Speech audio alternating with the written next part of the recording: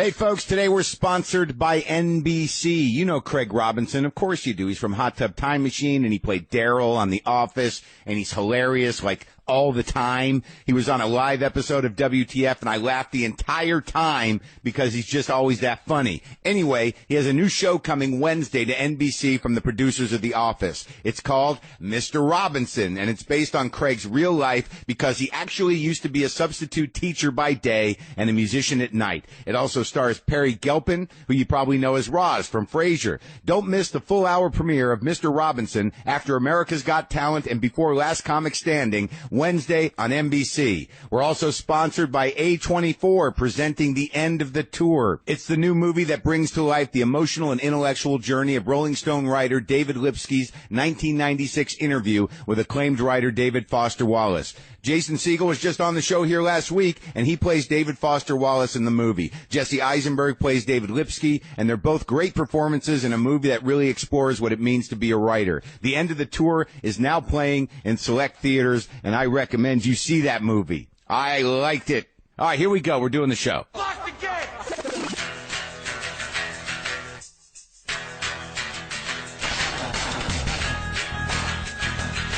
All right, let's do this. How are you, what the fuckers, what the fuck buddies, what the fucksters, what the fuck sticks? How is it out there in the world? I can see a small slice of it. I'm Marc Maron. This is WTF. Welcome to the show. Today on the show, I talked to Werner Korine, the film director in New York City, and the 20th anniversary of Kids was happening, and that's why he was in town. Usually he lives in Nashville, and I was able to sort of, cajole him. It didn't take much, but as some of you remember, I did a live WTF in Austin at South by Southwest, and Werner Korine was on it, and James Franco was on it. The two of them were there doing a promo tour and a screening of Spring Breakers, which is a movie that I like. And it was not an easy interview with the two of them out there. And I remember thinking that backstage, this Harmony guy, he's pretty funny. I like him. He's got good energy, fun to talk to. And then the two of them get out there, and it was a fucking nightmare. It was entertaining, and I don't regret it at all. But it was difficult. And as some of you remember, right out of the gate, I started talking to Harmony in a very anxious and desperate way to connect with him and my respect for his art. And I believe I spit on his face by accident, not like spit, but some spit came out of my mouth when I was desperately trying to connect around his art. I am in Fort Worth, Texas, at the Podcast Movement 2015. It's a weekend or a several day event at a hotel where this one happens to be in Fort Worth, Texas. And there's speakers and seminars and I guess almost classes about podcasting, about the business, about execution, about how to do it. I got here yesterday, went out to dinner with some folks, and then I went to this party, and I met a lot of the podcasters or possible podcasters who are here to figure out how to do it and where to put it and, how to get it bigger and all that stuff. Hold on, I'm taking a sip of coffee that I made here in the room. They had one of those double-header single-serving coffee makers, not the fancy kind where you lock it down and it pops a hole in the thing and puts water through it, but the kind with the little disc, sort of circular coffee packets, and there's usually two possibilities on the top. There's a plastic shelf that you put one or two for one or two cups. But what I did, listen to what I did, because I like my coffee strong, is I put two in there. And then I just filled it up with enough water for 1 cup. And then I took the 2/2 cups of coffee and made them 1 cup of strong coffee. I know how to fucking do this road thing, man. God damn it, I've got it figured out up here on the 15th floor of the Omni Hotel in Fort Worth, Texas, looking over, I don't know what. A clover leaf on the highway, a couple of seemingly old buildings with at least 50 garage outlets on the bottom that stored, I don't know what the history is here. The remnants of buildings that once were, the possibilities of the buildings that will soon be, lots with cranes and tractors in them. And then just beneath me, 15 floors down, an old church. It's like you look out, man. You look out, and it's Sunday morning, so it's relatively quiet, yet there are 5 6 cop cars on the highway over there with their lights on, up to something. I don't know what. There's a car just driving.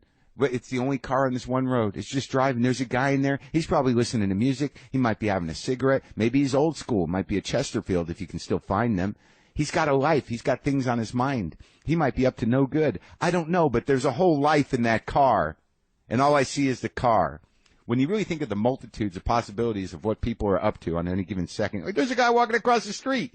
Where's he going? Why is it insidious? Why does it seem more loaded? He's the only fucking guy out there, and it does not look like a walking environment.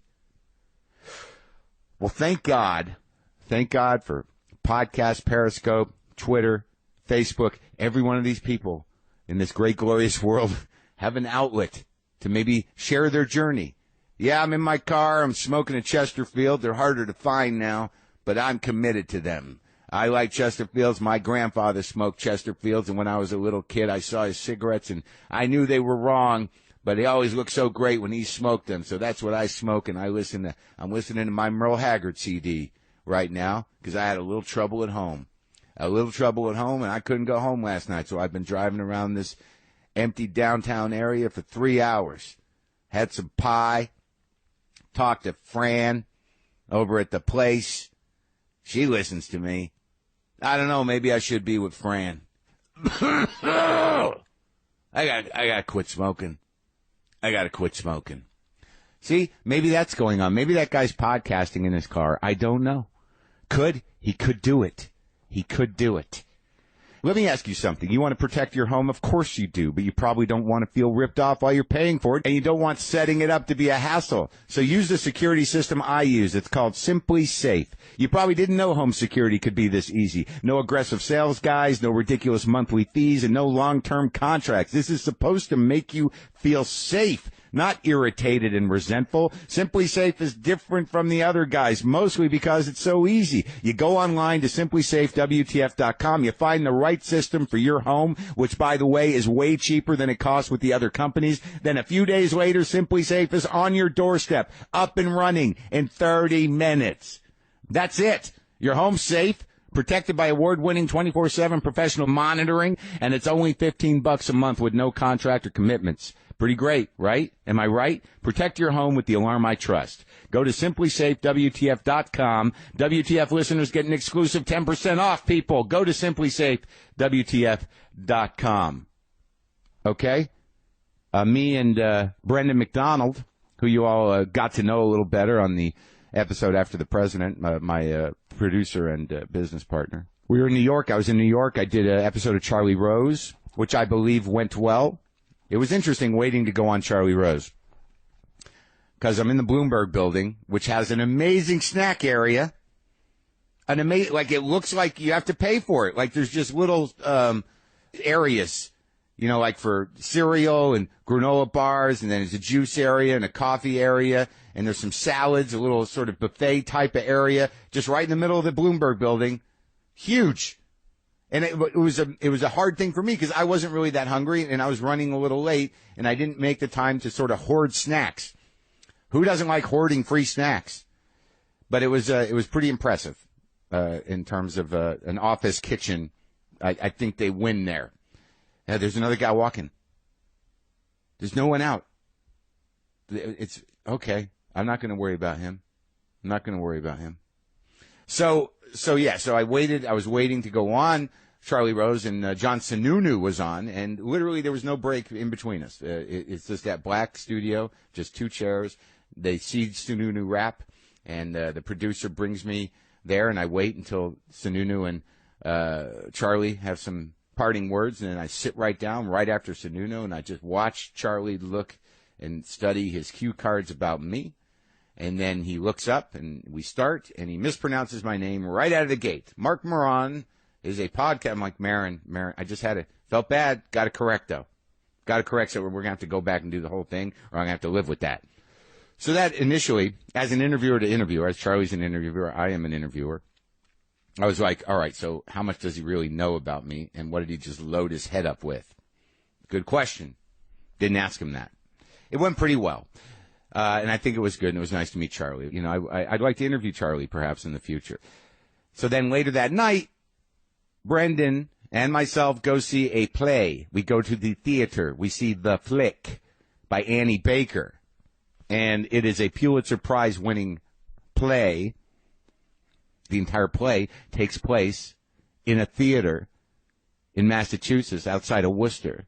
3 primary characters who work at this theater that runs 35mm prints of movies. There's just 2 guys and a woman who are employees at this theater that it turns out is being sold. But they just talk like people who work that kind of job. It's supposed, for most people, it's a job in passing. It's a job that you sort of do for a while you're in between things or thinking about doing something else. But one of the guys has been there longer, too long, really. And the woman has been there a while and not sure where her life is going to go. And then the other kid took a semester off college or something. But the point being is that it's one of those shows where you watch it and it's a few hours long, but the dialogue is sort of not sparse, but limited to the type of things that people talk about when they're working a mundane job with some other people. And the pacing of it is very interesting. The space in between things being said and cleaning the theater are long, and you have to sit there in silence with these characters doing these tasks, trying to make conversation. And you walk out thinking, like, what was that about? That won a Pulitzer Prize. It demands understanding. And me and Brendan talked for like an hour about it, trying to find that understanding and what we felt about it and what that reflection was and what it said about us and culture and what the play was about.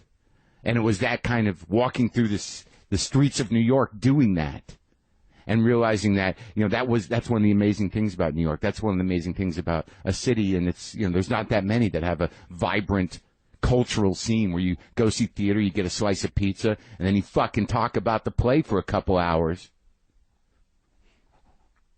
It was great. It sparked my brain running in all directions, as you can hear. I think hopefully we're going to have Annie Baker on the show. Underwear time, people. I'm in Texas, and they say that everything's bigger down here. But do you really want big underwear? Don't think so.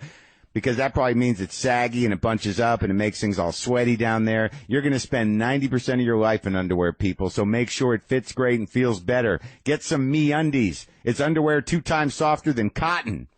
At MeUndies.com, people. MeUndies has the most comfortable underwear you will ever try on, and it's insane how good they make you feel. They fit perfectly, they don't ride up on you, and they literally pull moisture away from your skin so you stay cool. I need that down here in Texas, my friends. It's 98 degrees. They also make you look great. Go to MeUndies.com and check out the photography for men and women. There's the All of Me collection designed specifically for women. Yeah. This quality would usually cost twice as much as it does, but there's no retail middleman here, so that means more savings for you. Go to MeUndies.com/WTF and get 20% off your first order and free shipping. Save even more when you buy a pack of them. They guarantee you're going to be happy with them or your first pair is free. Once you feel MeUndies on your body, you're never going back. But to get that 20% off, you have to go to MeUndies.com/WTF. That's MeUndies.com/WTF. Harmony Korine. This took place at the Bowery Hotel a little bit ago. So there's a theme here. I'm in a Fort Worth hotel, but my conversation with Harmony was at the Bowery Hotel in New York City.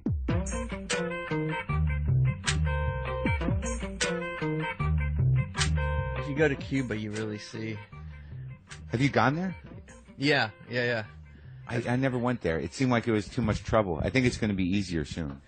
It is like one of the most amazing places. It really is like one of my it is one of the most incredible places I've ever. It's very frozen in time. Yeah, but it's like psychedelic. It's not really like it's not like one specific time. Right. So it's it's like you'll see like people playing chess on like on pizza boxes. Right. With like snails as their pieces. Yeah, pieces. It's like really like 2 or 3 in the morning. You'll see like little kids running around in the streets with hammers and like there's no there's like no bedtime and those are the toys, hammers. That's hammers and like that's like a big toy there. Yeah. It's actually one of those places where everything looked so good that it's like difficult to, I don't know, sometimes like when you're making movies or something, it's easy to figure out where you want to put the camera or where you want to like, how you want to photograph something, because it's like in America, it's mostly like 99% is like looks bad, and then maybe there's like a small percent of something that looks good. Right. So you know what I mean? Like but there it's like everything looks good. So you never know where it's a very difficult thing to try to figure out like, you know, you're like, well, I could go in this direction or I could go in that direction. Did you shoot down there? Yeah, you know, I was doing some stuff. Yeah. It has not been seen yet? Yeah, there's this film. It's called The Blood of Havana. You could probably it was just like kind of like a little like kind of almost like more like an artwork. Yeah. That you could probably find somewhere. Now, when you do something like that, did you go down there with the intention of doing that, or did you just bring a camera and say, oh, fuck, I got to do this? It's all like the same. I have like my intentions are like a lot of times just stored in the back of my mind, or I'm just like I kind of go. If there's something like that, it's more like, in case it happens, I'll be like ready for it, or I'll like kind of because sometimes like I don't really even know what I'm like looking for. You know what I mean? Yeah. Like I have to just like I have this idea maybe it'll be like this, and then it is, and then I just act on it. And what was the since I haven't seen it, it's a short. How long is it? Oh yeah, that's I don't know. It's like probably a couple minutes long. It's really fast. It's like a lot of prosthetics involved and yeah, it's trippy. Like what like prosthetic limbs or prosthetic? Oh, no, faces. Oh, really? And like, you know, the kind of thing like bank robbers would wear. Oh, like, yeah? You know, if you're going to rob a bank, you would probably want to look like an old man. Yeah, sure. Scary old man. Yeah, that's what it looked like. Yeah. And when you do something like that as an art piece, because you kind of frame it that way, do you shoot it and you just sort of like, all right, that's done. We got the footage, and you cut it up, and you release it into the world as a... Sometimes. I swear there's certain things that I've done that I've never shown before, like that haven't ever been... that I've just done that I've made... Not even saying I made for myself, but there are things that I've done that the time didn't feel right. Right. I did this one... I have this one project. It's still not finished. It's with my friend Chris Cunningham, the video director, and like... We were living in London. It's about 10 years ago, and we made this film. It's called Mitch Poppins. Yeah, and it's about a guy who has like a super severe case of Tourette's, who gets out of an airplane, and is trying to search for Madame Tussauds in London. And his Tourette's is like a breakdance move, kind of. Like it's like this crazy like popping move. And when we filmed it with like we spent like and he gets glossed up in the gay scene and starts like doing poppers and stuff in like alleyways. Yeah. But it almost becomes like this musical. But the time didn't seem right, and I feel like the time seems more right now. So it's going to happen? Yeah, it's not like a feature film. It's more probably like 20 minutes long. Yeah. But the Tourette's is more like a dance movement, and it's assigned a kind of musical, like each tick, like an eye twitch has a different like musical sound, or like a saw, like a zzz. Were you afraid of offending people? No, originally? No, I was actually like ready to do it. I think Chris was more like we should wait a little while. Yeah, maybe that was. It's too hot right now with Tourette's. Yeah, you know, Tourette's is like sensitive in like the the. It is kind of weird to be in a position where that line you ride from, making fun of somebody with a real problem and comedy or whatever. Yeah. It's tricky. But you've done stuff like that before, but I think if the character is deep enough and it's not actually mocking the disease, I mean, you should be able to do whatever the fuck you want. Yeah, I mean, this was, I don't even know, it was like something else. It was wasn't even almost like it was like a musical version of it. The weird thing is like doing that thing, the Tourette's thing on the train once. Some guy came up, and it was all hidden cameras and different people following with like cameras in their like books and stuff. And there was some guy on the tube in London came up, and he was like, "I'm the leading Tourette's doctor." He's like, "I know exactly what you have." He's like, "You need," and he started telling me like the medications to use. You were but I was like doing like this these like extreme movements. Yeah. And he was like, "I wrote the books on it," and like he sat me down and for like 15 minutes was like. Did you get that on film? Yeah. That's like in there. I would assume it'll be in there. It's not edited yet. It's just we have. Did you get a release from that guy? I don't know, releases. I don't know about any of that. You just forge all those. Right. You just do it and see if anything comes back. Yeah. He shouldn't be mad if he's giving good advice. He's representing himself well. I don't know. He was concerned. You just deal with it. Yeah? Yeah. Have you ever had any flack like that where fucking people get pissed off? Background players that didn't know they were background players? Yeah. Well, you mean just like if I ever like had... Shot a guy and he didn't want to be shot? No, well, usually it's like it depends. Like, if it's like a film, it's like, so they have people that really just scour for faces. And I remember when we did Gummo, that was a big issue because we were shooting, the way it was being shot was like, it was pretty inclusive and like having people from all neighborhoods and people, I would just pull people out of houses and we would go in to walk into houses and shoot. And that part was difficult. Where was all that shot? In Nashville. Right. And that part was like difficult trying to, because I was like, I didn't really even understand the whole idea of releases and all that stuff. And so you had to have people that would, go back after the film was made and had to go back and find those guys. And that's like a crazy thing to do. I'm weird about releases too. It feels like an intrusion, but I guess it's necessary. It's best if you have somebody just go deal with it. Yeah, you have to. I mean, when I was really messed up, and I was doing these videos where I was getting beaten up all the time on the streets. Yeah. And what was that about? Why were you doing that? It was like... How long ago was that? That was a while. It was probably like, almost 20 years ago. Maybe. You're 40 now? Yeah, so it was like about 20... It was like 90... It was like 97. So yeah, it was about like... It was almost 20 years ago. Because I kind of remember that. What was driving you to do that? Well, like, I really just wanted, it was this film I wanted to do, it was called Fight Harm, and I really just wanted to make this movie where I thought I was like a big Buster Keaton fan. Right. And like, and Abbott and Costello, and like, I loved like slapstick, and I really wanted, what I thought was like, at that time, maybe in a misguided way, but I just wanted to make like a perfect comedy, and I thought it was just like, the distillation of like, it's like pure violence, the repetition of violence would become like would take on some type of like epic humor, like guy slips on a banana peel and slaps it and hits himself in the head, right? But it's like really funny, but it's like pure violence, right? And so like I wanted to, in my mind, take it to like an extreme and just make a film, and I really wanted to like be like a big movie. So like they were almost like a provocation. It was like I made these rules, and I was just like, I would just have a camera crews follow me. I wanted to get in a fight with like every demographic. Do you know what I mean? Like I wanted to get from a child to no, not kids, but like you had to be over 18. But like I wanted it to be more like where you would fight like you'd fight like a lesbian today, and you would get like and then you're like an Arab dude the next day. Like I wanted it to be like, so you're provoking people. It wasn't about like being tough or anything. It wasn't even about me fighting them. It was more about like the idea that like I wanted to make a film where it was like basically the only rule was like I had to do whatever it took to make someone punch me. Right. Like whatever, and then it was on kind of like that. And I would never like I would never go for it first. Never fight back? No, but you like pee on somebody, they'd like go after you. Like they would just like go after you. And but anyway, getting back to the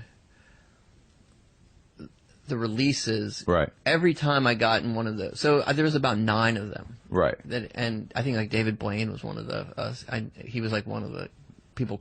He would it was provocateurs. He would follow, he would film, and we would use his producers. So I had like a small crew of people that were like would follow me around. I was like living in the Gramercy, and they would follow me around, and then I'd usually have to get out in a certain state of mind, and then to get out there also because it was really painful because I was like getting beaten up.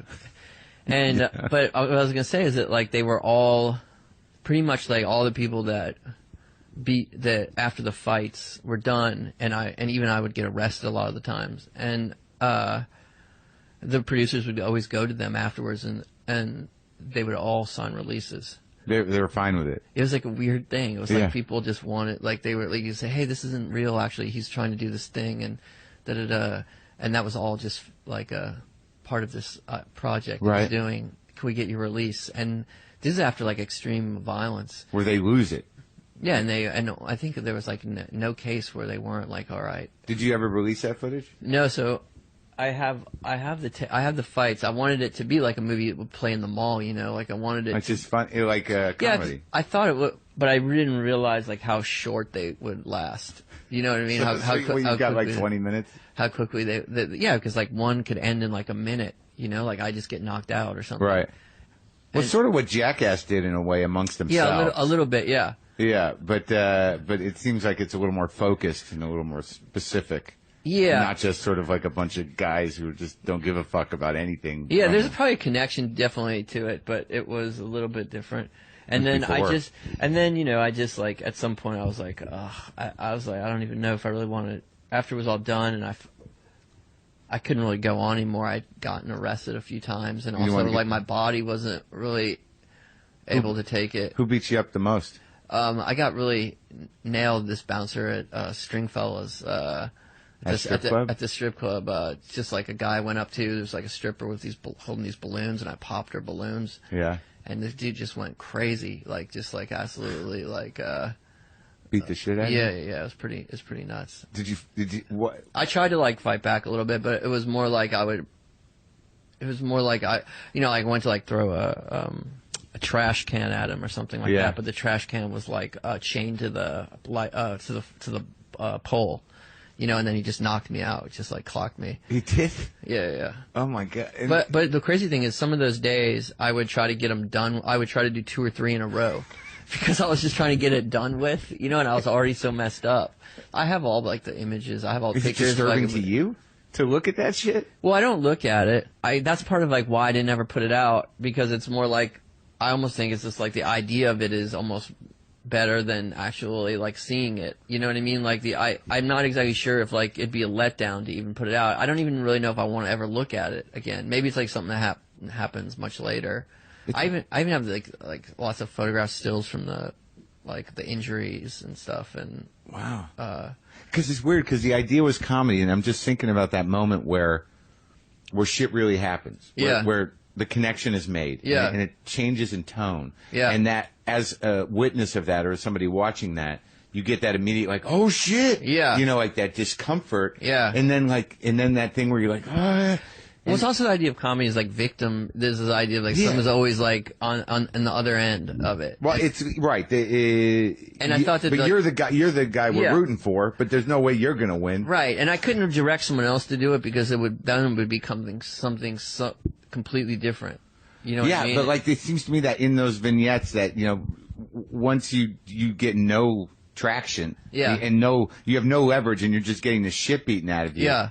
The comedy would probably dissipate a little bit. I thought, that's amazing, misguided, because I thought it would go the other way. I thought it would just build. Like, I thought it would just be like the repetition of the violence would just would almost like negate it. And it would just become something that was just like pure humor. Maybe it would if you'd put them all together. It's like Wile E. Coyote. You know? Yeah, that's exactly kind of what I was going for. Yeah.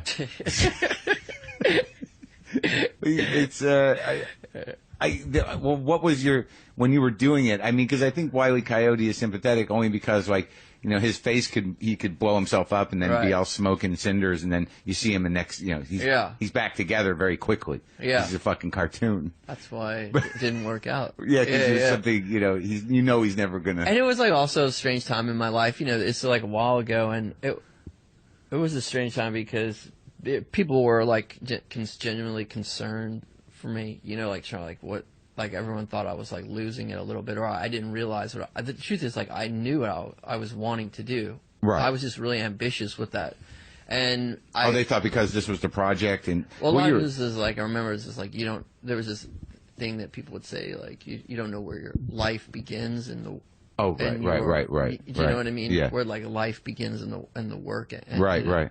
It was all and it was more like, it wasn't that I didn't know, it was more like I wanted it all to be the same.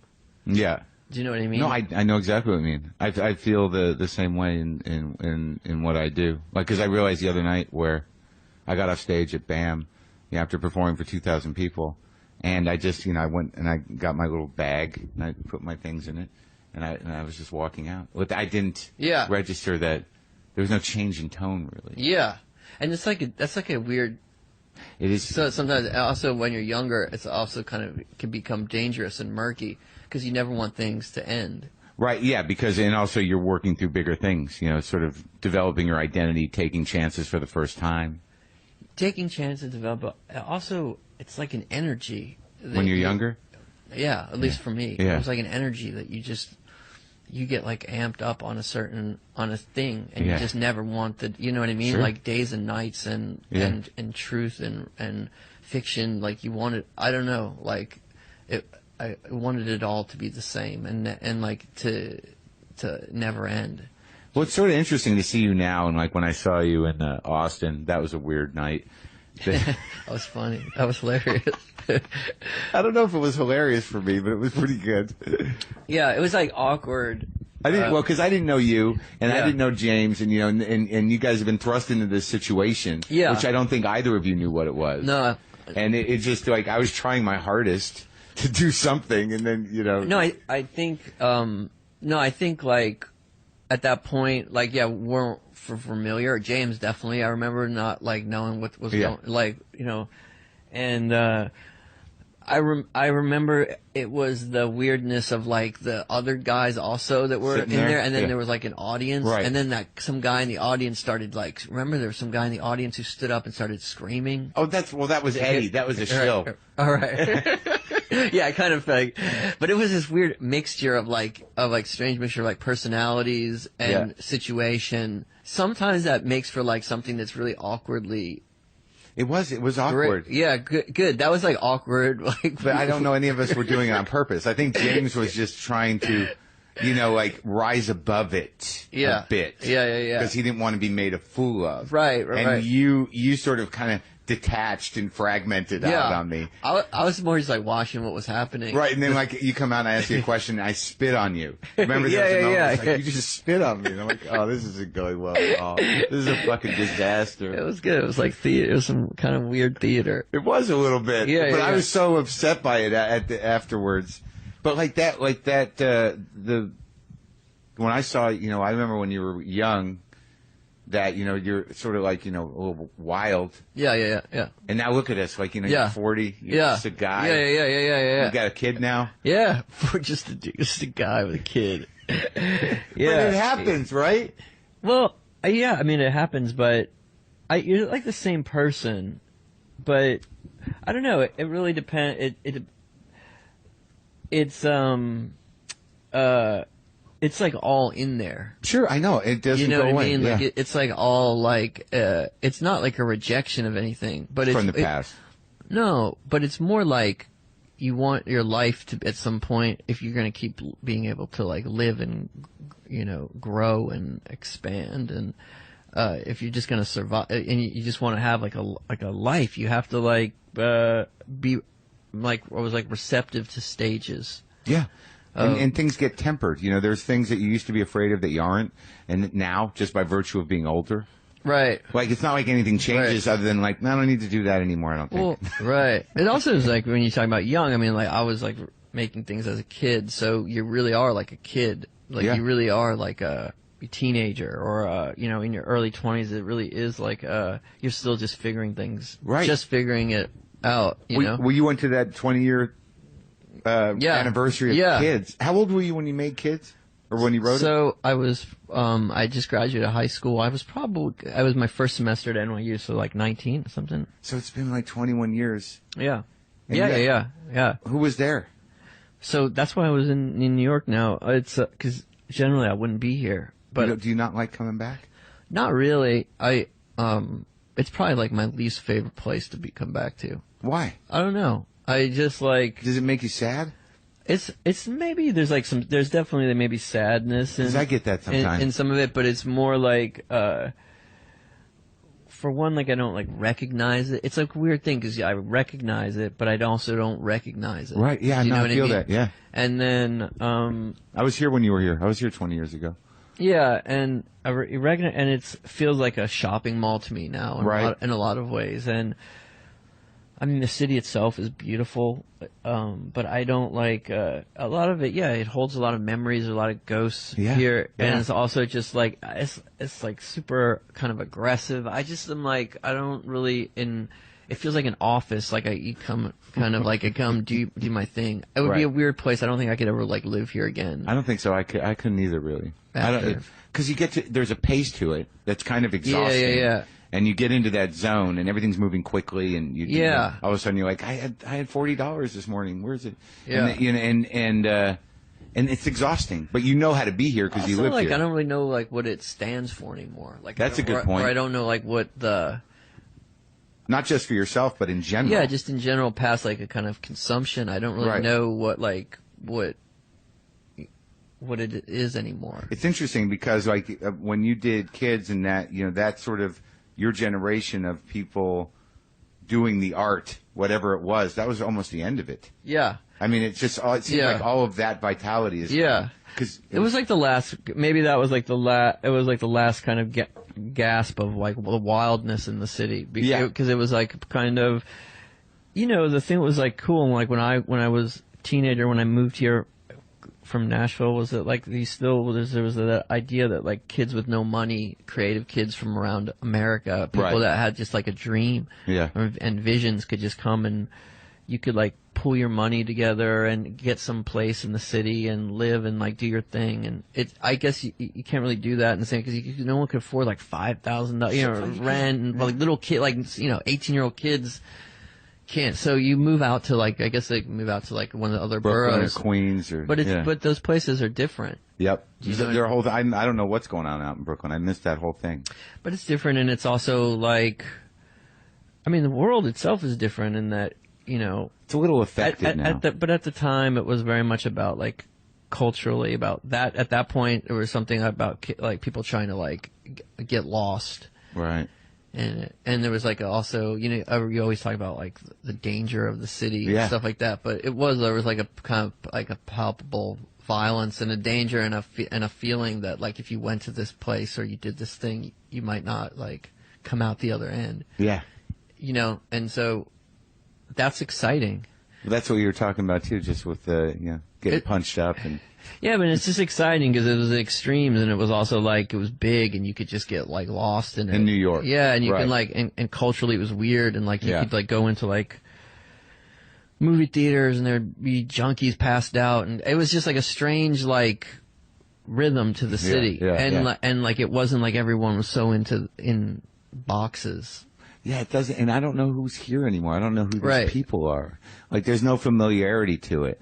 Right. And like in Brooklyn, I guess that's where a lot of young people live, but there's a whole fashion to things there, too. Right. It doesn't feel like there's not a lot of risks being taken creatively in general. Right. Yeah, well, that's like that's true. That's even a bigger thing. Yeah, I mean, because like the kind of like, even when I remember when I saw Kids, there was something kind of like weird and raw and visceral about it, and the city was a big part of that. Yeah, like I said it the other, because that's why I was here. So like it was the 20-year anniversary a couple of nights ago of when they screened it, and I hadn't seen it. I don't think a lot of us had seen it since it was almost made. Yeah. And the actors were there, and was Larry there? And Larry was there. Really? Yeah, everybody showed up, and it was like really trippy. It was really, and I was like saying that I don't think that the movie probably could even exist. You could never make the movie again, not just because it's so much less permissive now, or it's like would be so much more difficult now because there's so many more rules.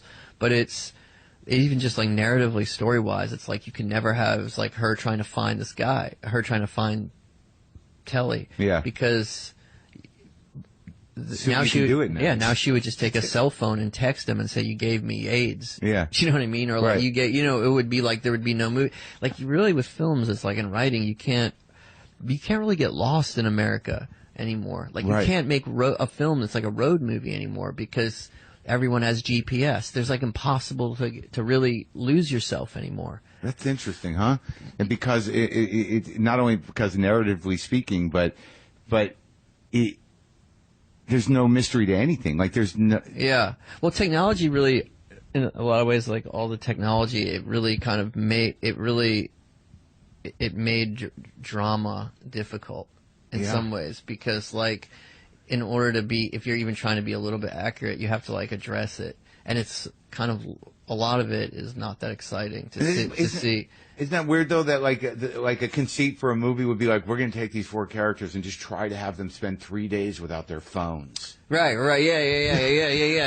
Yeah. That's it. Totally. That's an experimental film. Yeah, that is. I mean, it's weird. You can't really movies that that movie wouldn't have made sense now. How was Chloe was there too? Yeah. And Larry Clark was there. Yeah. How is your relationship with him? I hadn't we didn't really keep so much in contact with each other for a while, but it was but no, it was nice because seeing him after all these years, it was good because he was like a big part of my life as a kid, and watching him as an artist, I didn't know artists. I didn't know the way artists function. How'd you meet him? Was it through the photographs or what? No, I met him in a park. He just was in Washington Square Park. He just I was between classes and I was hanging out with some of my friends in the park, and he was taking photos of skaters and stuff. Yeah. And he was just next to me, and I don't know, he just started talking, and then I guess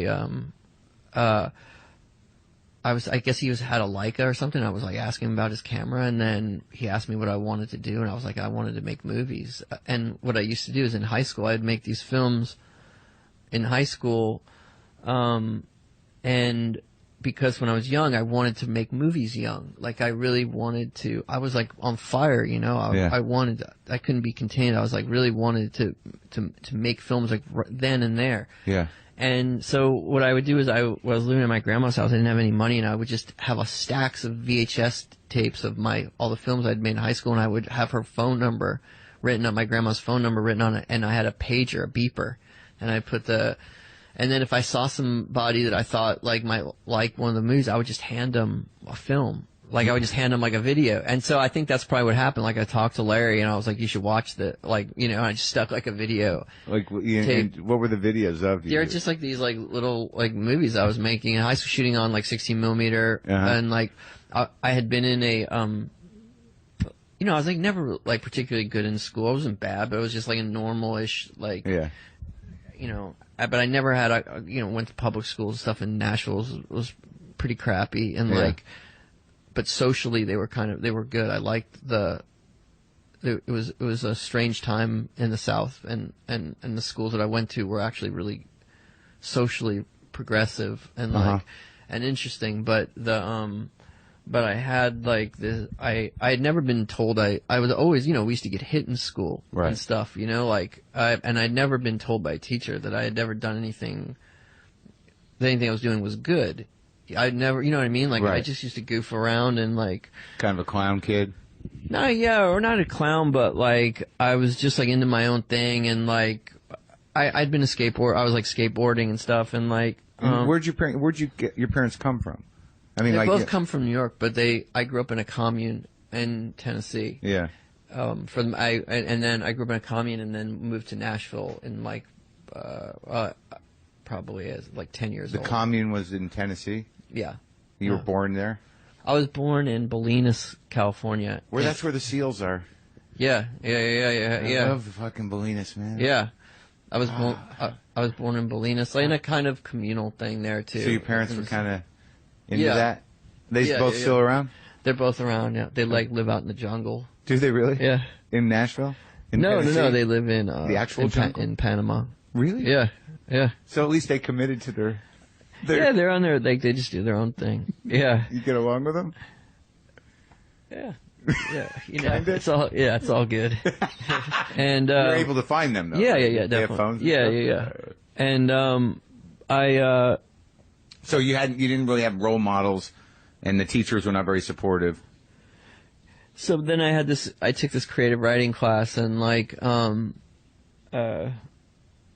and I wrote this story. I was probably 15 or 16 or something like that, and I had this teacher, and I wrote a short story. Yeah. And it was the first time, and I was falling asleep in class, and she held up this paper, and she said, "Hey, Harmony, can you stand up and read this to your?" And I was like, "What?" I was in trouble because I didn't get hit or something. Yeah.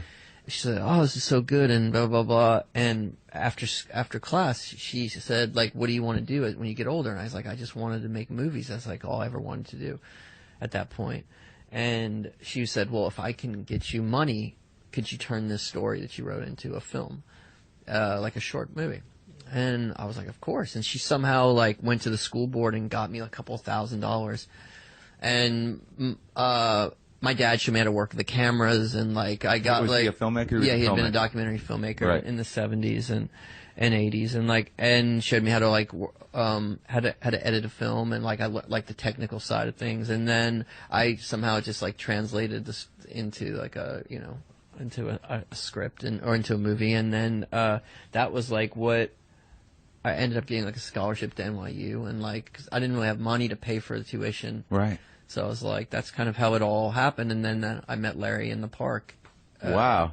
So that did you stay in touch with that teacher? Her name was Miss Bradshaw.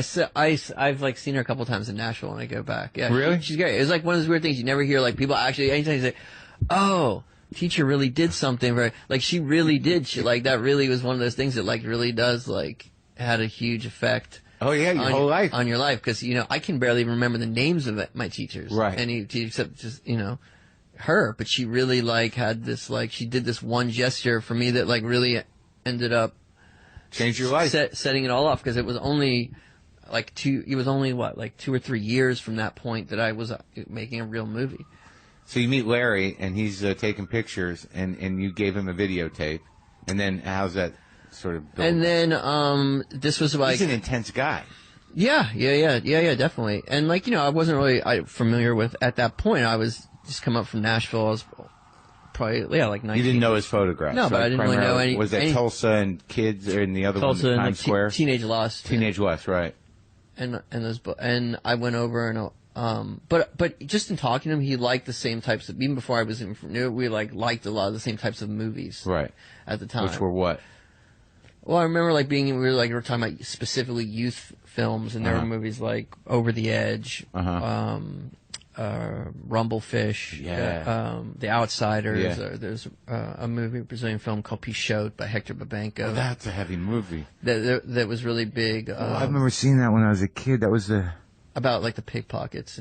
Pichote. Yeah, oh, it's so brutal. You're right. That's right. That fucking. It was a big kind of influence on. And now I can see that. And I can see that. And even like kind of Cassavetes movies at the time were a super big deal for me and him, and that's how it started. And then I just went over. I went over to his house. I remember Gus Van Sant was there, and I knew who Gus was, and from My Own Private Idaho at that time, and Drugstore Cowboy and stuff. And so, good movie. And they were like, Gus wanted to produce this film with Larry. Like Gus was a fan of Larry's, and that's kind of how it all happened. I was like, oh, this looks legit. And and I was like my first semester at school, so I didn't really know what I was just barely figuring out how to write a screenplay, right. What a screenplay was. I didn't know other writers. I had no idea. You were like 19, 18? Yeah, I had no idea like how it worked. Even. So who helped you put it together? I mean, who helped you write the script? Nobody, because I had written. Because I was just I just figured it out. I mean, I was just starting. I was at the dramatic writing program at NYU, so I would just ask teachers like, "What's the format and how to do it?" I understood basic things, 3-act structure. At that point, I wasn't like, I wasn't like deconstructing narrative yet. I was really just like, it's a very basic movie in a lot of ways, structurally, and like, and I just understood like, just innately kind of. More like rhythms of the movies, and like this idea of like 1 page is 1 minute type of thing, and so of screen time. So it was like this kind of thing, and it's kind of a crazy story, but it's like I probably wrote it in like a week at my grandma's basement. In Nashville? No, in Queens. Yeah, where she lived there. when I was going to school. That's where you got the page. Yeah. Right. She would like come and cut me fruit and like come in and hand it to me, and and I would just write. I didn't know. I thought that was how long it should take you to write a script. There were no like rewrites. Were you just fevered? Just kind of like, yeah, there was no notes or anything. I mean, like we discussed like what the film was going to be about. You and Larry and Gus? Or no, just you and Larry? Yeah, just me and Larry, and like discuss like the things that he wanted the film to be about, and I knew all those kids, and so it was a very specific, their dialogue, their voices. I don't know, it was kind of like, in a lot of ways, part of that anyway, so it was really familiar for me. Yeah. And I was like in it, you know, it's like, you don't realize at the time, but you're like writing from the inside, you're like really in it. And that was Chloe's first movie? Yeah, it was everybody's. I mean, that was going to go back to, I was like, I didn't even, Wesley was doing it. I didn't even know what was going to happen until the page. Right. I've never written like that since. And it's like it's an awesome way. It's like a freaky way of doing things, but you're just flying. You're just going for it. Because none of it seems real anyway. Like the idea that a movie would get made when you're a kid doesn't seem. So it was all unfolding without a plan, you're saying, on the page. Yeah, like I didn't know what the ending was going to be till I got to the end. Right. Like it's like a novel. Yeah, I didn't know, but even like now when I write, I still write pretty loose, but I have like no cards or some type of like broad structure. Then I was really just like flying with it. And how did you feel that watching it with the cast and everybody? It was cool. Yeah, it was like, how'd it hold up? No, I mean it was it was, I thought it was like, it was awesome to see. It was like beautiful movie print, and it's still seems pretty shocking. I think when you see it, it's hard for me with a little bit because the like two of the stars from the movie are dead. So how'd they die? Justin, right, who is Casper character, killed himself, and Harold overdosed. So it was like a kind of it was hard like seeing them as kids on the screen, like hearing their voices and stuff. But beyond that, it was cool. I mean, it's definitely like a document of that time. I hadn't even watched it since that time, so it was like it was trippy. Yeah. But that movie set the whole thing going with you. You became sort of like a little rock star in New York, right? Yeah. I remember seeing you on Letterman. Yeah. You used to go on Letterman. Yeah. He got a real kick out of you. Yeah, it was fun. It was like it was cool because it let me make my own movies. Right. So and I also got to watch how you made films and stuff. And it was like the thing, like none of us, Chloe, Rosario, nobody had ever, even Larry, like no one had ever even made a. No one. It was everybody. That was Larry's first film. It was everybody's first thing. Like nobody had ever done anything before. So yeah, it was wild that it actually became this whole thing. What sort of you like Larry's movies in general? Yeah, I think that the thing with Larry is like I always viewed him as like just really his movies and his work, his photographs and everything is all tied to the same thing. I think he's very important in his it's a kind of unified vision for him. It's like it's kind of the pushing youth out into the darkness as far as it can go. Right. Like I thought Bully was fucking kind of brain bending. Right. Like you could feel it on your fucking skin, man. Yeah. What was your relationship with David Blaine? Is that around the time that started too? Yeah. You guys just buddies? You just like? Well, what happened was it was actually like I met him like at he came to the premiere of the movie. It was at Miramax, and I remember kids. Yeah, and I was like with my grandma, and I was like hanging out, and my grandma, my little brother, and he like and I'd been hearing about him for a while. Like I'd been hearing about this magician. Yeah. Everyone was talking about this magician. He was a kid magician and I was like, I didn't know anything about magic. I was just like, magicians just like with rabbits and stuff, pulling rabbits out of hats, and like I didn't have like an idea of like what magic was, like past just cheese ball. Yeah. And he came up and just like walked right up to me, and he like held his deck of cards, and it was like still all in a wrap. They were wrapped up. Yeah. They were just like it wasn't like he just held a deck and he just said, I want you to like visualize a card, but don't say it. And I was like, all right. And he was like, don't say it. And he said, just put it in your head. And then I was like, all right. And then like I opened up this pack of I cut it, and he's like, turn the card over, and it was the card that I was like in my brain that I'd never, it was like, it was like the actual. I was like, what the fuck? And then he went to my brother, and my brother was wearing these, and he took. I have no idea how he did it, but he took off his socks while he was wearing his shoes. Like he took he just went up to his socks and pulled his socks off, but his shoes stayed on. Your brother? Yes, my little brother. And then he just held my brother's socks in his hand.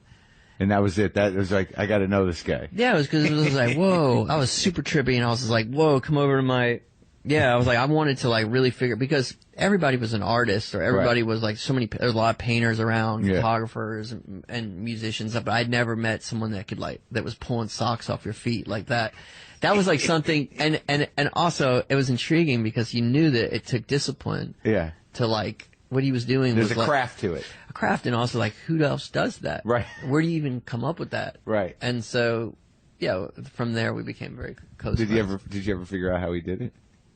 Not that trick. I mean, even the weird thing about David and a lot of that is that like, even when you kind of know how it's done or you hear how it's done, it's still equal. It doesn't almost matter. Yeah, because you know what I mean. Because even it's so hard.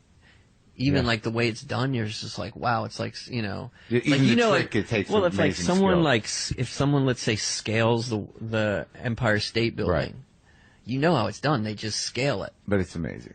Yeah. Does it make it any less? Like, you know, they just climb it. Right. How do you do it? You climb it. But you did it. The act of doing it is still. It doesn't matter how. Yeah. So it never really like ruined anything for me. And you shot him do some stuff. You shot in the early days, because we were like the really early. I would shoot some of his things for his specials and stuff. Right. And a lot of that stuff came from talking with him. Was like, I used to love that show Cops. Right. And I think at one point suggested, why don't you just do what they do with Cops, except do it with magic? You know, take it.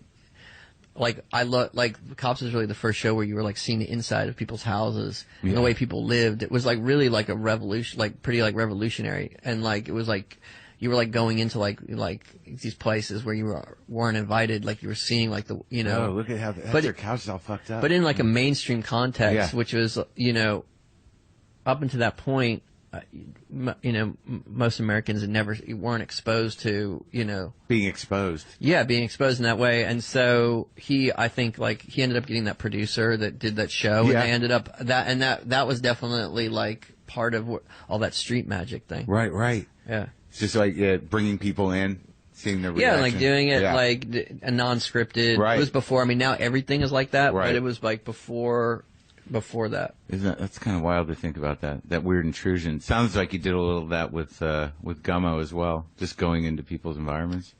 Yeah, Gummo was like that. Gummo was because I grew up there, so it was like But you didn't know all the people. No, but I knew the area. Yeah, I knew but I did know some of the people, and I knew like but I had, growing up probably like a mile away from there. It was at that time. It was this area called the Nations. It was a pretty gnarly area in Nashville, and now it's like coffee shops, and it's gentrified. It's like weird to go there. How you feeling about that? To go there. The gentrification of Nashville. Yeah, no, it's upsetting to me, but it's also, you know, it's like one of those things I think about all the time. It's not just Nashville, but it's like a lot of everywhere, and so it's a difficult thing. Nashville is interesting because it's become a more, you know, I live there now. It's become more, definitely more gentrified. It's like country flavored now, where it was like as a kid growing up, it was all rednecks and like all it was country. Yeah, and that's just like what it was. It was like that. It was pretty, you know, it was authentic. It was like there wasn't really much to do, and it was like that. Now you have like restaurants and all this stuff, and it was like, but it's like country flavored, right? You know what I mean? Like, and also like country flavored on two levels. There's like this sort of like old, kind of old guard touristy country. Yeah. And now you get a bunch of young people who have been like Mumforded, and they, you know, with that's the worst to me. Like that shit, the hipster element where you just like that Americana stuff. Is like I actually like I hate it. Like all that, like What are the exact feelings? Can you help me identify mine? Because I understand it. There seems to be a craving for authenticity that isn't earned. Well, I just hate it. I just find it obnoxious. Like all that denim crap and like Imogene and Willie's in the gas station. I'm just gonna be like all this denim and banjos and stuff. I just like I just cannot into. And also like I feel like there's just this weird thing about when people talk about like. Without getting like too specific, there's this weird thing about like heritage, and it's like a kind of coded like vernacular to me. This like thing of like heritage, or like in terms of Americana. Yeah, where I'm just like I'm not exactly sure I like I just, you know what I mean? Like, I don't really even listen to music anymore that has like lyrics. I don't even want to hear people saying anything anymore. What are you listening to? I just like listening to like mostly like electronic music, or I'll listen to like rap music is pretty much. But I try to listen to like the most like debased, right? Like the least kind of profound. Just because it's less demanding. Yeah, it's that, and I just don't really want to hear any. It's like weird in my mind. I don't want to hear anyone like talking anymore.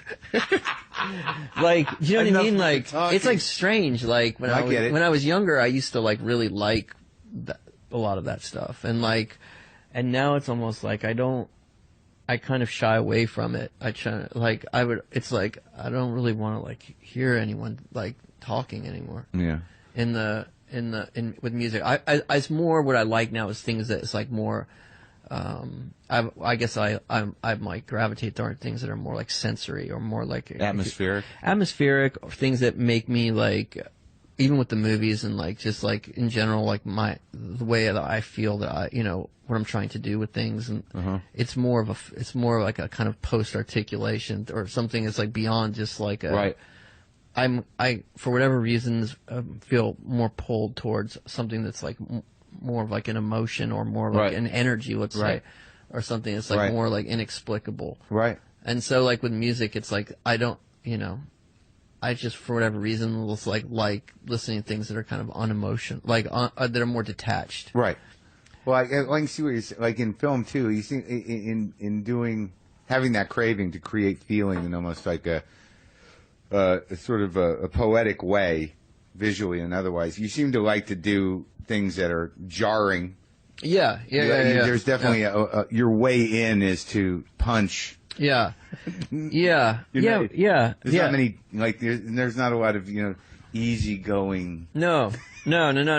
I don't really like that. Yeah, it's like, I really want to I've always just kind of wanted to like go for it. Right. And like, I always just felt like wanting to just attack. Do you know what I mean? Like, attack in an interesting way, but I always wanted the films or the artwork, whatever it is, to have a kind of more sensory component where it's just like, it like goes through you. Yeah. You know what I mean? Like in this way, it's like it's something that like washes through you or that attacks you and then it disappears. Right. You know what I mean? Yeah. Because like I don't really have anything that like to say. Yeah. You know when people are like, what do you have to say? I don't really have anything like specific to like, I don't have like a point. Yeah. The film, there's not like one general point. Never been interested really myself in making a kind of specific statement. It's more about a feel. I've always felt like the work is more about, and generally about a feeling. Well, when you do something like, Julian Donkey Boy, which is that's the schizophrenic one, right? Right. Yep. So that's a portal into almost just any fucking thing you want. Right. And maybe there's like, if something says something, it's more of the residue of it. But like you find a way in that's jarring, and then you have this freedom. Right. Yeah. Or it's more like you just want it to like I want you to feel like you're there. Yeah. Do you know what I mean? Yeah. Right. By virtue of that's the magic of it. It's not telling somebody they're there, but because of what's going on, the connection becomes very immediate because it's causing you this. It's also tension. Like a kind of controlled chaos, and this idea that it's okay to be lost at some points, and that things don't always have a beginning, a middle, and an end. Hardly ever. And that sometimes it's like nice for things just to exist, and just to kind of like I said, like hit you, attack you, and go. You don't always have to completely be able to like understand it. Right. You know what I mean? Like sometimes it's nice to have things like somewhat inexplicable, or something that kind of. It's why I was never really interested in like this idea of like truth, or this obsession with truth in art, or truth in film, or truth in art. I was always like, truth is kind of, for me at least, boring a little bit, and you want things that elevate. Right. And transcend, something that's more like a kind of like a poetry, or like a sensory type. Do you know what I mean? Something that's more like goes beyond this idea of truth and becomes like kind of transcendent. Its own thing. Yeah, exactly. So like that's why, even to go back to like the very first thing you talked about, sometimes I'll just make things that won't put out yet because I like I either feel like they're not done yet, I'm not ready for them to come out yet, or they don't really have. There's no rhyme or reason for their existence. Right. What was your relationship? How did the relationship with Werner Herzog start? So Herzog was like, because it sounds like you were influenced by him a lot. A little bit. Herzog's just like one of my. He's like almost like it's a huge influence as a person and as a kid growing up. His movies meant a lot to me. I mean, his movies still mean a lot to me. Which ones in particular for the most? Oh, I love most of almost all his films, but the ones that I really were just most blown away by, I was always the Bruno S movies. Or the Kinski films I love, but the Bruno S movies were just. Strozak was a huge deal. Every Man for Himself and God Against All, like those, and even Dwarf Started Small, Land of Silence and Darkness, like those films were really to see that type of that kind of weird mishmash of of truth and fiction, and then realize that that there was a potion to it. That neither one of them on their own really was a big deal, but together there was something really, trying to figure out what was true and what wasn't true. Right. And then you're almost like, wow, you're left with something so grand. You know what I mean? So, and way it happened was it was with Gummo. He had this guy, Tom Luddy, who ran the San Francisco Film Festival, or Telluride Film Festival, showed him before it came out. Herzog,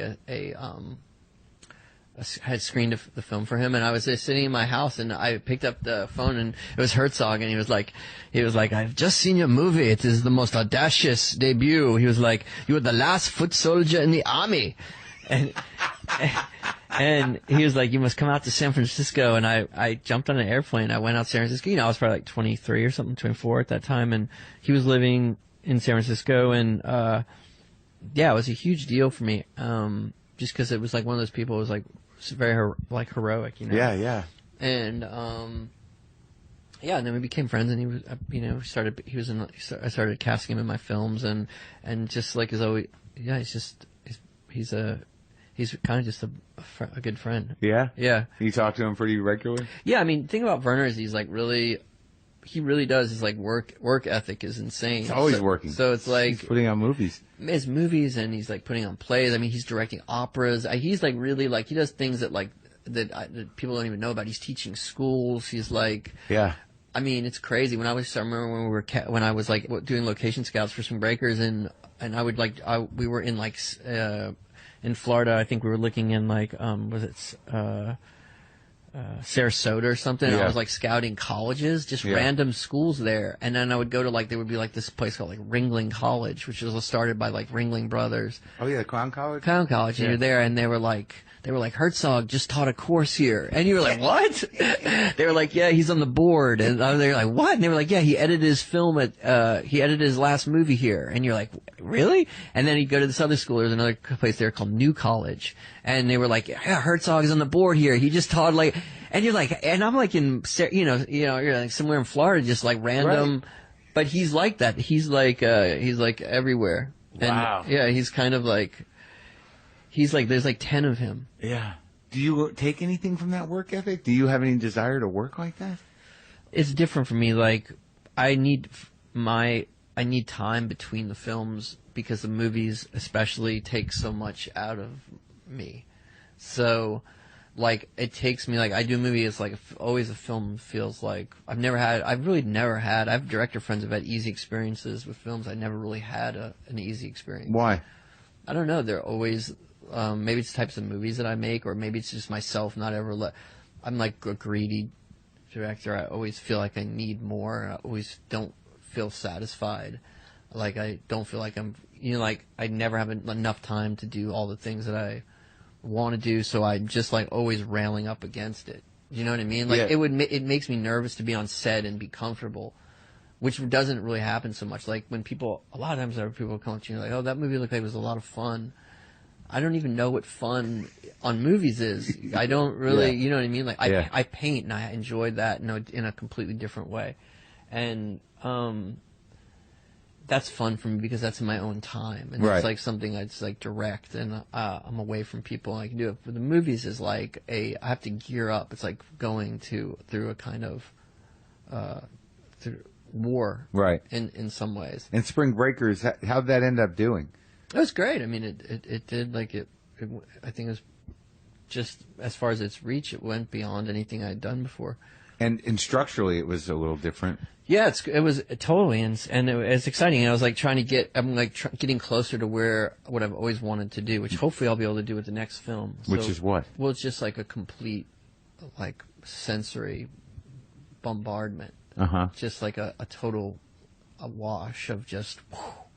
But with any story? Yeah. No, that's a definite story. No, there's a story. No, but I always say it's like the narrative. The way I feel about storytelling now, it's more like liquid. It has to do more with like an energy. Right. Like it's like a liquid narrative. It's like things that I'm pulled more by. It's more about like a kind of energy or a feeling. So time, everything. It's just like this is a definite story. It's a super propulsive, pretty highly violent. It's a kind of revenge movie. It takes place in Miami. You're writing it? No, it's already. Did it? I'm going to shoot it in January. It's written. It's all like we're putting it together. Yeah. Did you get anyone attached to it? Benicio is going to be in it. Really? Idris Elba is going to do it. I think Pacino's got a part in it. He's in? Yeah, I think there's a bunch of people. Rob Pattinson, I think. That's fucking exciting. Is Benicio the lead? Yeah. He's one. There's like two, him and Idris. That makes fucking sense, man. Yeah, they're great. Benicio is one of my favorites. Right? Yeah, he's one. He seems very selective too, which is kind of nice. Yeah, you don't see him too often, and when you do, you're like, he's here. I've been wanting to work with him for a really long time. This was like I kind of like wrote this part for him, so it was like, I mean, he's pretty much one of my favorite. Gary Oldman, are like really just like the best, right? Yeah, that's good. Those two are great. Totally. And and did you guys meet around it? And he's yeah. I mean, I had known him because we almost did something together a while ago, and like I had known him since like probably like the late '90s or something. So, but I had never had a thing that could fit. Like, I never had like the right part for him, and this is like really, like this is the thing. Well, now when you talk about liquid narrative and about an assault on the senses, like when you with Spring Breakers. So, what are you thinking about? When you're putting that movie together, I know you've got an acting force in Franco, and you've got, he's going to the wall with that character. But like, what's the energy that you saw as a creator pushing through that whole movie? Is it? Yeah. Really honestly, like with that film, I had this idea of, I was like looking at all this like co-ed, like porn and stuff at the time, and like, like Girls Gone Wild shit? Yeah, and just like I was kind of trying to using it more for like the idea for some art. Artworks and things that I was contemplating, and like I had like lots of it was just like pictures of like it was like just debauchery, spring break debauchery. It was just like kids on the beach puking and kegs and like all this stuff, and I started to see there was like this kind of inner. When I looked at all the imagery. Right, I probably collected stuff from for a couple of years. When I looked at it all together, I started to see like colors and like things, and there was more like inner kind of coded vernacular, like more things that that I thought were interesting, that were speaking to me. The colors of the skies, the bikinis, the white sand, just that world was like, I was like, and I also remembered it from growing up in the South. The spring break had been this big thing, and like. Culturally, and so I just had an image, honestly, of like girls. The whole movie started just like a dream type of image of just girls in bikinis with ski masks, like thugs use, like those like ski masks, and like I had an image of girls in bikinis robbing tourists, and that was like really like girls, bikinis, and guns on the beach, right? And like from there, I just started kind of, I was like, it really is that simple. I was like, if that were to happen in real life, how would that happen type of thing. Like, and sometimes that's the way. So you had an image and you retrofitted the story. A lot of the movies, that's the way it happens for me. It's more like you become obsessed with like, or I become obsessed with like a specific image. There's like one or two things that I don't even really know why I want to see them past the point of just wanting them to exist. And then I start to create a story or some type of a narrative around that. So you would be like, well, if I'm going to get to this point, how would it begin? Do you know what I mean? Like, and when did you come up with the Franco character? What? I think probably that was just a natural thing. Growing up with like white dudes with cornrows on the going to school on the bus in the South was like very, it was like a real kind of a classic American archetype. Did some guy claim that he was the guy? I think there were like a couple of people that were saying that it was, and the truth is, it was really just it wasn't based on anything specific. It was based on an amalgamation of a lot of There were a lot of different. It was like a lot of different guys, but that is a kind of a person. And then at the same time, Franco's process with that was like very specific. It's more like because he's so busy, I would just send him for a year. I think probably just clips of things, audio clips. I like the way this guy speaks. He would just write great piece. I sent him like a video clip of like girls in a 7-Eleven getting in a fight that would like go on for like 5 minutes. I don't know. I just think this somehow relates to your character. And he'd be like, great. And I would just send him like things that felt tangentially connected, or emotionally connected. You just wanted him to load up. Yeah, exactly, to get it in. And I never, to be honest, really knew if he was even getting it all. Yeah, I just past the point of just like cool. Like I never knew if it was like. And then when it was time to do the film, we pretty much just like walked off that, got out of the airplane, got into this. We had the costumes and the whole thing ready. I'd been talking to him for a while. He'd come down. Big thing for me with movies is like I would try to I spend a lot of time even before I make the film, even before prep, just like alone in the place, driving around, just like looking at locations, like trying to because the tone of the movies is like the ambience in the film is in some ways as important for me as anything else. I want you to I really like the way things look and feel, and so a lot of it is like me getting lost in places, and like the geography of places, and because you feel like in movies a lot of times the energy is kind of like a tangible thing. Like you could tell when a movie just stops. I can always tell when a director just picks locations based on like a locations person will photograph the first photos. Oh, this looks good. Let's shoot it there. Like I hate that. Well, it seems like you're working in an opposite way. It seems like a lot of directors want to totally control the environment, and you want to let the environment have a bigger part in that. Well, also you feel like and then it's like I always feel like the environment is also the movie, so it's like it's as much a character as the actual characters. Sure. So with Franco, he would come and honestly, we would just get in a car and he would just I would just turn the music on and we would just drive through neighborhoods. We wouldn't even really speak that much, and I would just say, "This is where you grew up. This was your house." It was really like that. I was just making things up. Or I would just be like, "This is where you grew up. This is where you sold, your first dime bag. This is the pier that you robbed your for da-da-da-da-da. This was like where your dad got shot. This is," and I just kind of like that and just like, and then just like let the air come into the car, just breathe it in, soak it up, look at the way the lights in the gas stations and dudes playing dominoes in backyards and just just like people like, who are those guys? Just feel, I'm sure they thought it was super like narcs. Who are those honkies? Yeah. And did he have the cornrows at that point, or this before? No, that was before, I think. That was like. And did you feel that in his performance that he had absorbed everything you wanted him to? Yeah, because it's like because even like with that, my expectations with actors is a different thing. It's not a specific thing.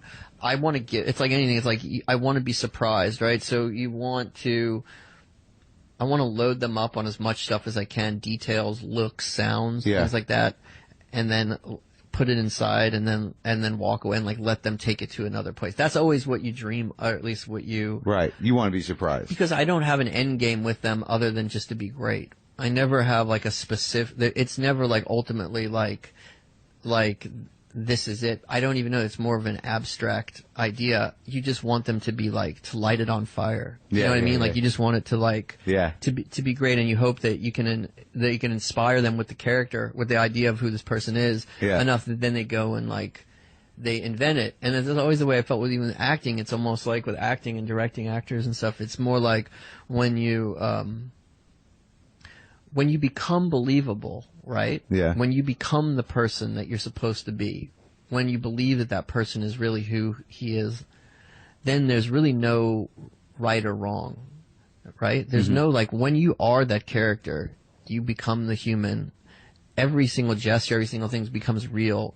It either is, but it's either good or bad, or authentic or not authentic, or it's exciting or not exciting. Okay. So you can be authentic, but not. You're not saying you're saying there's no. You can't make any mistakes if you become the character. Exactly. So, but there is a moral universe. You can't make the mistakes once you become the character, but you can be good and bad. You can be exciting. Right. I don't even mean good and bad like morally. I mean just like to watch. You can be exciting or boring. Like you could still be authentic and awful. Yeah. I think. Do you know what I mean? Like, and I think you can be inauthentic and exciting. Sure. Like Gary Oldman's character in True Romance or something like that. Yeah.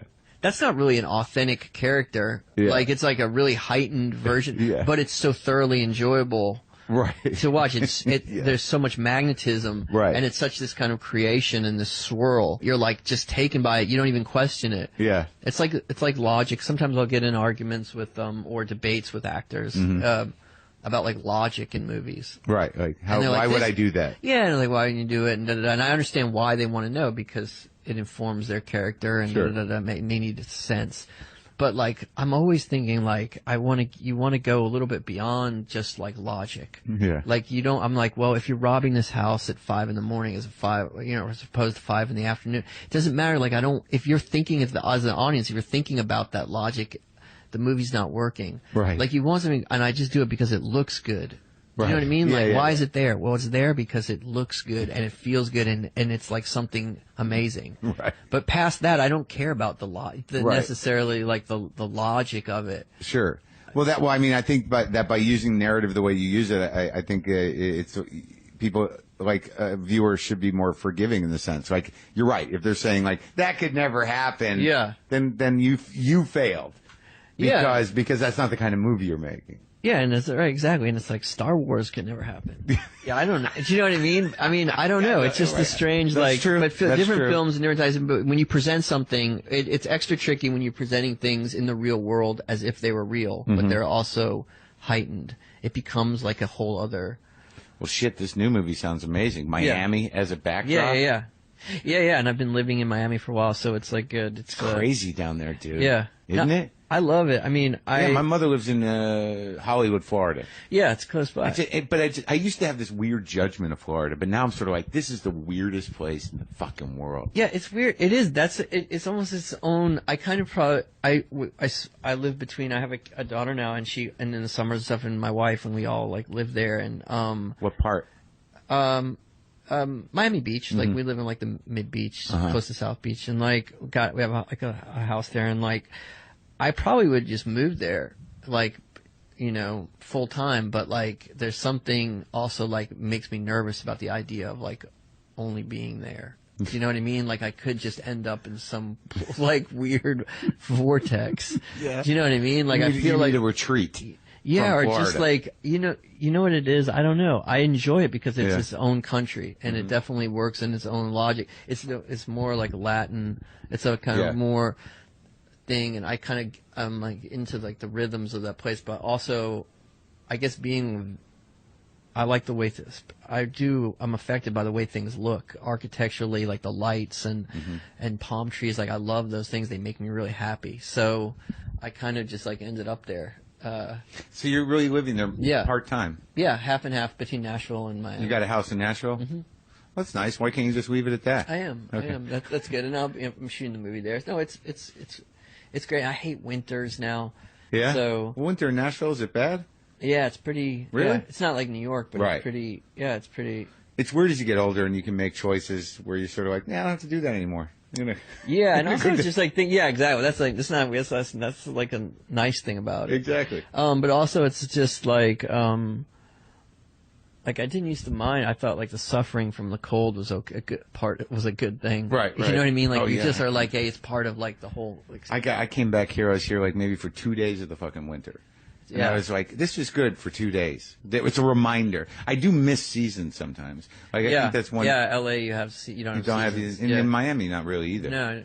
Yeah, I mean, a little bit. I mean, like winter, it's pretty nice, and then summer, it's really hot. You have, but it's seasonal, yes. Right, you don't have seasons. Time just becomes this weird thing when you have no seasons. Time is what's the scary part, and in California is like that. It's like where LA just gets just lost. like you don't even like every day. It's the same. It doesn't even rain for like a year. Yeah, it's a little weird. And you can't really, if you grew up around seasons, it's like a strange thing. You can't because you don't know if you're judge life right based on your time, based on seasons. A little bit. I think that's normal. And so that's the scary part about it, because out there you're just like, wow, it's just like maybe it was all just one day. Yeah, exactly. How many years went by? Yeah. So, all right, one other question about like we were talking about technology and killing story, anyways, because there's no one can get lost anymore. Did you ever shoot anything on film? Everything. You do only film. I have this thing, like I shoot features mostly on film. And, but I also don't necessarily have a pure allegiance only towards that, for that. But I've always kind of felt like that video, film, that VHS, it's all whatever, they're almost like instruments. They all have a tone. Yeah. There's like a place for them. They all have like a sound. But there's an argument now. I talked to, who did I talk to? Vince Gilligan, because he shot all of Breaking Bad on film because he wanted that feeling. No, but they did the Coke, the Coke Pepsi test. They did someone did the test with him where he had some editors say, we can do exactly the same thing. Yeah, that's what they try to do on every film. So I shoot all my movies on. Everyone's shot on. I've only used film for the movies, except when I made that movie that was a Dogma movie that we shot originally on video and then. Which one was that? That was Julian. Yeah, right. And Lars von Trier was okay with it. No, that was part of it. But film, it is like a big. It is like that is like a big argument. I pretty much will like only. For these last couple of movies, I pretty much won't make the movie unless I can shoot it on film. But don't you think that film, like because you're a guy that wants to get more and more and more, that it imposes limitations? Yeah, well, in some ways, it really depends how you look at it. There's this idea that like because you can shoot in a way that's unlimited using video, that's better. And I feel like I don't necessarily agree with that. I don't think just because you can... I actually feel like there's no kind of decision-making with a lot of that type of, like, directing. I feel like you just leave the camera on. You just let it go. Whatever happens, happens. And then you, like, try to make sense of it in the edit. Like, I like the idea of, like, being forced to decide. Right. Having a limited time. It makes me... Again, maybe it makes me more uncomfortable because I know that like the mag is going to run out soon or whatever it is, or you're burning film, it's money. There's a magic to even when they always make the argument where you say like nobody notices anymore, right? Like they always say like we usually say, well, audience can't tell the difference between film and other medium. Yeah. But I don't think that's true. I think maybe they don't. I think maybe they can't articulate it, but I think film, there's a psychology to like the grain structure, and there's an emotional component to it that's maybe you aren't aware of. So as you're watching it, so you know what I'm saying? So it's like, it's something that, again, it's working on you in a way that you're not even sure it's working. Right. Like, I don't like the idea of like treating video or like making things that you're like, oh, we can make this look like that. But then why not just use what really looks like? And also there's no way you can create, I think if I understand it correctly, you can create a facsimile of what the film looks like, but the actual grain on film has a chaos to it that can't be immediately replicated. Yeah, and there's just a truth in it. Yeah. And it's a truth in it that you don't, it's also just something that there's like a magic in that dissonance, in the fog of analog. Yeah. There is like this thing to it that, it's more like alchemy as opposed to like me like sitting down with an app, putting on like, this is 16 millimeter app that's going to make it look like that. Well, maybe it'll like in a superficial way, it will do that, but it's different. Like actual like 35 millimeter, it is like, and even 60 millimeter and 70 millimeter, there's like a weird magic to it. Sure. You're like, I always say that like film is like romance, or I've always felt that like there's like a romance to film, and that like video, it's like reality. And I also like the idea of like the actors. I also like it when the actors think that they have a limited amount of time to do it, and that they have to. I like that there's like a decisiveness to it. You have to be in the moment, and it forces a point of view in a way that like I hate this whole like modern photography, this thing where it's just like you leave the camera on. Yeah, it becomes all about post production, where you just like leave the cameras on forever. You shoot like for 2 hours, and then you pick like you send an editor to go back and you pick the best, like, 30 seconds. Where's the risk? There's no point of view. There's just no like. Right. There's nothing like exciting about that. Right. There's no sense of risk. It becomes like the corporatization of the artwork. Sure. Do you know what I mean? Yeah. It becomes homogenization too. And you're like making the studios happy because you're giving them all these all these choices. I don't want a lot of choices. Yeah. I don't necessarily. I want to I just like the feeling of being connected to that. Like having started out making movies in that way and using that now, it feels right to me. Good. But also with film, it also on every movie I feel like it could be the last movie that I get to do. You know what I mean? Right, because there's not many labs anymore. Yeah. It's really difficult now. It costs a lot more money. You don't get to sometimes it's like you have to really wait before you can see the. Do you edit on the film too, or do you? No. Okay. No, that would be crazy. I mean, people that's like, no, I could never do that again. No. You're sitting there cutting. No, I'm not even. It's not anything even necessarily about being a purist or anything, because I still will use other things. I'll incorporate. It's more just like. No, I understand. Yeah. There's a magic to film. Yeah, it's undeniable. That's really like the thing. Yeah. Well, do you have a title for the new movie? Can you do that? Yeah, it's called The Trap. Okay, cool. Well, it was great talking to you, man. You too, man. That was awesome.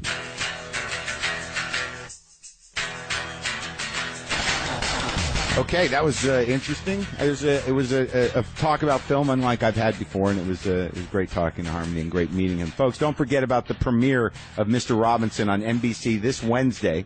It's the hilarious new show with Craig Robinson, from the producer of The Office. Craig, as you know, is always funny, whether he's on The Office or in Hot Tub Time Machine or doing stand-up or just sitting there. And this show is perfect for him because it's based on his real life. Craig was a substitute teacher, and is about a substitute teacher by day and a musician at night. Mr. Robinson also stars Perry Gelpin from Frasier, so don't miss the full-hour premiere of Mr. Robinson after America's Got Talent and before Last Comic Standing, Wednesday on NBC. And you can go to WTFpod.com, specifically the calendar section, to see my dates. I got dates coming up in Ireland and in London. And you can go to WTFpod.com for all your WTF pod needs. Get a little linky to justcoffee.coop. Get on the mailing list. I write a thing. I'm going to write it today. All right, I'm going to go talk about podcasting to podcasters. Boomer lives!